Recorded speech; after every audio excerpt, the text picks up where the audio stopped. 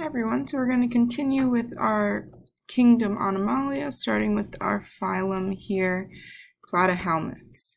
So an example of these are going to be flatworms, and some defining characteristics are a flattened tube of muscle and a digestive system that has a single opening, so that opening serves as both the mouth and the anus. So if we take a look here, we can see that all of these are very, very flat and can move in very interesting ways, which is why we consider it this nice tube of muscle,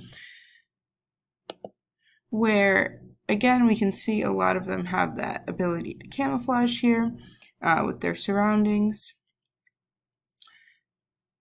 And really that is going to be their characteristic for survival here. But to remember these, if we think of flatworms, the beginning of platyhelminths are going to be pretty similar here. So flat and flat.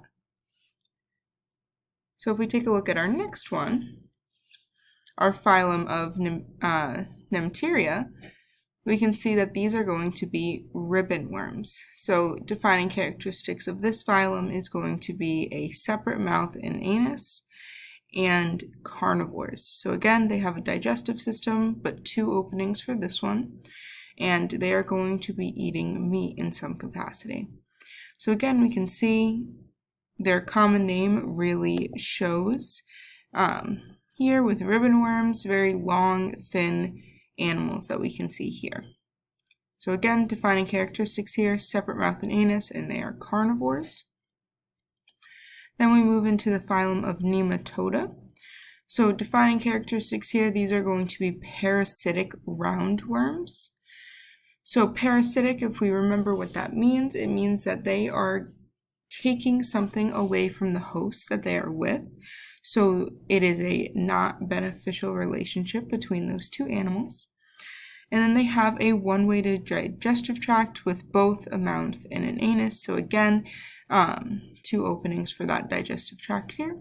And those are going to be good examples of hookworms and pinworms. So these are not only do we see these in the ocean, but we see hookworm and pinworm pretty frequently on land as well. So let's take a look at what those are. So again, these tend to breed in the digestive system of animals. So we can pick them up through maybe a cut or some other way, digesting them as well in our food. Very, very pretty small creatures here. And then again, we can see this mouth, really no eye structure or anything like that, really just a digestive system. So their sole purpose in life is to be eating. And then our pinworms, pretty nicely pronounced here. They are very, very small. And again, they do have that full digestive system from one end to another. And we can see here that our female is actually larger than our male here. Again, living in that digestive system of their hosts. So our next phylum that we're going to talk about is Mollusca.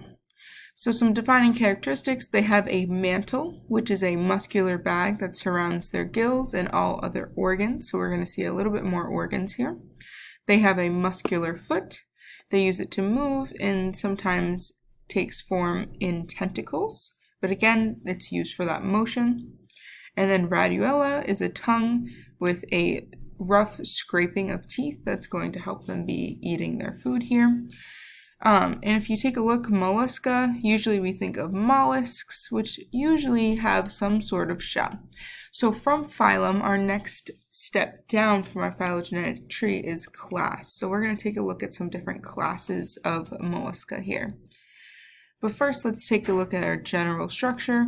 We can see that we have our mantle, which is all around here in this light peach color, surrounding those organs to protect them. And then we also have our radiella and our foot at the bottom. So let's take a look at our first class of mollusca that we're going to see. So the first one is going to be Gastropoda. These are going to be single-shelled mollusks. So that is our defining characteristics here.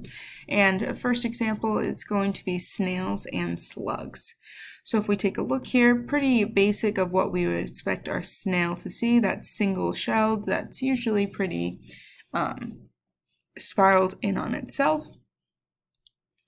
We can see that here with all these different types of snails and slugs.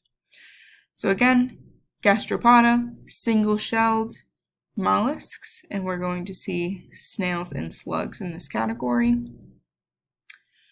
Our next class is Bivalvia, so mollusks with 2 hinge shells. So this is what you're going to be more familiar with: clams, oysters, all those different types, mussels, all of that is going to be included here, scallops. And then again, if we take the information that we know, 2-hinged, this is in Bivalvia. So kind of a relationship here with our defining characteristics. We can also see some of those teeth really well here in our clam. And again, same thing, 2 hinge shells, that's a defining characteristic for this specific one, but we're also going to see all those same characteristics with the radiella, our foot, and the mantle of these animals. And then our last class here is our Cephalopoda. So some defining characteristics here. Our muscular foot is going to be in tentacles. They're going to be using jet protrusion through the water. We can see a lot that are able to change color to camouflage. And then a good example here is going to be that black ink cloud that they can expel to cloud the vision of our enemy. What we are going to notice here with this class is that we've actually lost that shell here. So some good examples here are cuttlefish, squid, and octopus. So Cephalopoda lost our shell. We can see our muscular foot is now in tentacles. We're going to be using jet protrusion, so either air or water, to move through that, to move through the ocean. We're going to see color change for camouflage, and then that black ink that can be expelled to cloud the vision of enemies. So again, great example. Here's our cuttlefish here. We can see these tentacles at the bottom, octopus, and our squid. So again, if we kind of break it down here, we can see all of our tentacles here are going to be the muscular foot. This mantle is going to be at the top of their head. Over here, this is going to be our mantle. And then in the center of their tentacles is where you're going to find that mouth, or those that radiella with those teeth. So again, still follows all the defining characteristics of mollusca, but has quite a different appearance than the other animals that we saw here. If we have any questions, please let me know.